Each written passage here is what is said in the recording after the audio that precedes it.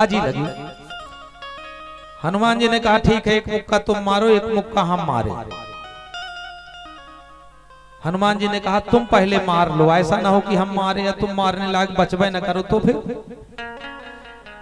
तो तुम पहले मार लो फिर हम मारे, इसलिए कि तुम मारोगे हम हनेंगे।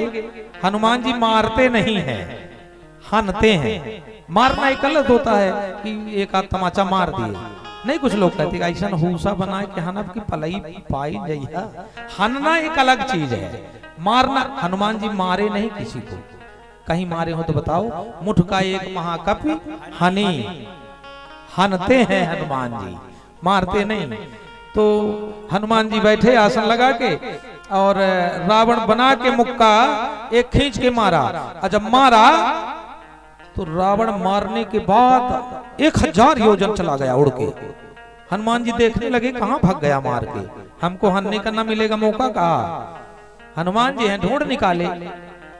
रावण ने कहा बचे हो? हनुमान जी ने कहा तुम बताओ, हम तो ऐसे रह गए। अच्छा अब बैठो, हम हने बना के। जब रावण बैठा, हनुमान जी ने बनाया मुक्का तो सूर्यदेव पकड़ लिए। ए हनुमान, मेरे को पता है तुम कौन हो, रावण क्या जाने, हमको पता है यार। जो अवतार लेते ही सूर्य को निगल जाए उसकी कीमत जानते थे वो। सूर्य ने पकड़ लिया। ए हनुमान जी, अगर अभी हन दोगे तो रामायण अधूरी रह जाएगी, अभी ना हनो, आपको मौका मिलेगा हनने का। आज मौका मिला। हनुमान जी महाराज गए, 3 प्रकार की मार मारा, सतोगुण, रजोगुण और तमोगुण। त्रिगुणात्मयी सृष्टि की रचना में राक्षस राज रावण के यहाँ ज्यादातर तमोगुणी लोग थे। भजन होय नहीं तामस देहा, ये रावण ने प्रमाण पत्र बता दिया है। कुछ को ऐसा मारा कि तुम लौट चले जाओ दौड़ते दौड़ते तो बताया कि एक बंदर आया जो सबको मार पीट रहा है। सीता ने कहा था देखो पेड़ के ऊपर मत चढ़ना, लड़ाई झगड़ा मत करना, जो नीचे गिरे मिल जाए उसको खा लेना फल। तो हनुमान जी ने कहा कि इतने दिनों के भूखे हैं और गिरेंगे कितने, उसमें क्या होगा हमारा। तो हनुमान जी ने बुद्धि लगाया, उठाया पेड़, उखाड़ करके पटक दिया, तो जितने फल लगे थे सब जमीन में झड़ गए। माता जी ने कहा कि जो जमीन में गिरे हैं वही खाना। जितेंद्रियम बुद्धिमताम वरिष्ठम। उखाड़ने लगा, जब रखबार बरजने लगे तो उठा। अभी बताओ जिसके एक आम का पेड़ धर देते थे वो बचेगा का? गए, रावण बड़ा क्रोधित हुआ, इंद्रजीत को भेजा। हनुमान जी महाराज का क्रोध इंद्रजीत समझ गया, ब्रह्मास्त्र लगाया, पकड़ करके रावण की सभा में ले जाया गया। बड़ी सुंदर भीड़ लगी यार, बंदर आ जाए एक तो सब लोग देखने लग जाते हैं। जब वो सभा में भीड़ आई और भीड़ के बीच में खड़े हुए पकड़े हुए बंदर को ब्रह्मास्त्र में, तो रावण भी पहुंचे। रावण ने कहा कि ये बताओ तेरे को भय नहीं लगी? त्रैलोक में जाई रे लंकापुरी, और लंकापुरी में आकर के तूने रखवारों को मारा, पेड़ उजारा, बाघ उजारा, सब कुछ किया, इतनी निर्भीकता के पूर्वक आया। ये बता दे तेरे को डर नहीं लगा क्या? तू रब मेरा नाम नहीं जानता था? हनुमान ने कहा नहीं लगी। क्यों? हनुमान ने कहा ऐसे शक्तिमान का मैं दूत हूं कि मेरे को डर पर लगते नहीं है। सुन रावण ब्रह्मांड निकाया, अपाई जा सुबल विरचति माया। जाके बल बिरंच हरि ईसा, अपालत सृजत हरत दस सीसा। जानते हो धरई जो विविध देह सुरत्राता, तुम ते सठन सिखावन दाता। अभी परिचय पाया कि नहीं? और बताऊं, खर दूषण त्रिशिरा अरुबाली,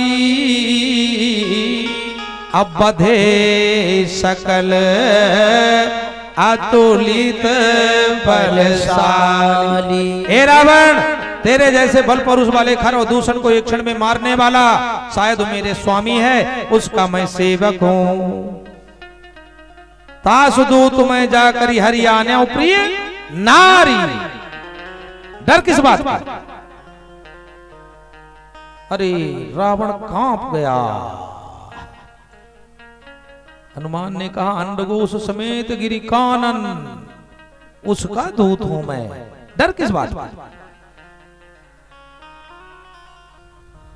रावण ने कहा मार दो इसको। विभीषण पहुंच गए। आन दंड कछु करिए गोसाई। अरे ये भी दूत है, दूत को मृत्यु दंड देना ये अच्छी बात नहीं होती। बोले एक काम करो, पूंछ में इसके तेल डालो और आग लगा दो। पूरी लंकापुरी में बंदर ला करके कपड़े लाने लगे। पूरे राक्षस इकट्ठा हुए, हनुमान जी महाराज के पूंछ में कपड़े लपेटने लगे, बढ़ाते चले गए। जितने कपड़े थे सब बांध दिए, कपड़े खत्म।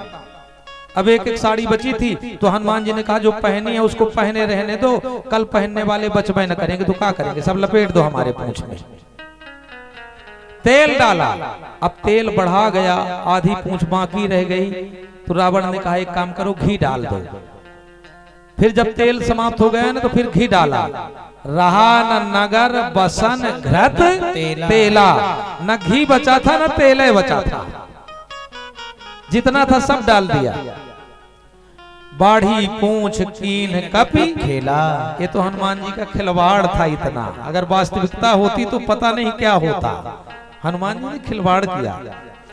मारी माचिस, लगाया छलांग, पूंछ थोड़ा सा पटका इस अटारी में, जब चिंगारी गिरी फिर लगाया छलांग, फिर दूसरे अटारी में पहुंचा। ऐसे करते करते महाराज लंकापुरी को विध्वंस किया। आया, समुद्र में पूंछ पटका और मैया किशोरी के चरणों में प्रणाम किया। प्रणाम करने के बाद हनुमान जी महाराज चूड़ामणि लेकर के वहां से आगे आए। सभी बंदरी सेना को लेकर के हनुमान जी महाराज राम जी सरकार के पास पहुंचे। राघवेंद्र सरकार के पास पहुंचने के बाद में राम जी से हनुमान जी महाराज ने पूरा निवेदन किया, पूरी चर्चा किया। और पूरी बात को निवेदन करने के बाद आज भगवान राघवेंद्र सरकार बानरी सेना को लेकर के पहुंचे हैं समुद्र के किनारे। बड़ा दिव्य परकोटा के किनारे भगवान राघवेंद्र सरकार ने छावनी में पड़ाव डाल दिया। पड़ाव डालने के बाद हनुमान जी महाराज, अंगद आदि इत्यादि सब बैठे थे। हनुमान जी महाराज के सामने अंगद से भगवान ने एक प्रस्ताव पारित किया कि आप चले जाओ लंकापुरी, एक बार रावण को समझा दो। अंगद रावण की सभा में पधारे। अंगद ने कहा मैं चाहता हूं, मेरे पिता के बहुत परम सखा आप थे, एक बार पिता के सखा होने के नाते मेरा कर्तव्य बनता था, मैं औचित्य के कारण आपके पास आया हूं, एक निवेदन करना चाहता हूं। अभी भी कुछ नहीं बिगड़ा, किशोरी को दे करके राम के चरणों में दंडवत कर लो। भगवान राम क्षमा के समुद्र हैं, अगाध समुद्र हैं, अभी भी राम जी आपको माफ कर देंगे। रावण ने अंगद से कहा कि तेरे को संकोच लगना चाहिए, जिस राम ने छिप करके तेरे पिता को बाण मारा उस राम का साथ दे रहा है, अभी भी आजा मेरे साथ, तो अपने पिता का बदला साथ में तू भी ले लेना। अंगद ने कहा रावण तू राम की बात मत कर, राम को तो छोड़ दे तू। मैं सौगंध खाता हूं राम की तेरी सभा में आया हूं, किशोरी तेरे पास में है, सौगंध राम की खाता हूं। तेरे पूरे लंकापुरी के राक्षस इकट्ठा होने के बाद अगर मेरा पांव थोड़ा सा अगर डुला दे तो राम को और किशोरी को छोड़ करके चला जाऊंगा, ये मैं सौगंध खाता हूं। यार बाजी लगा दिया भगवान की। और खींच के अंगद ने जब पैर जमाया है, कांप गई पृथ्वी। रावण के मस्तक पर लगी हुई मुकुट मारी छलांग, पहुंच गई राम के पास और राम जी ने उठाया और विभीषण के लगा दिया। राजगद्दी हो गई, राजगद्दी हो गई। कांप गया रावण, जगमगाने लगी लंका। रावण आसन पर बैठा था, गिरा और अंगद के चरणों के पास आया।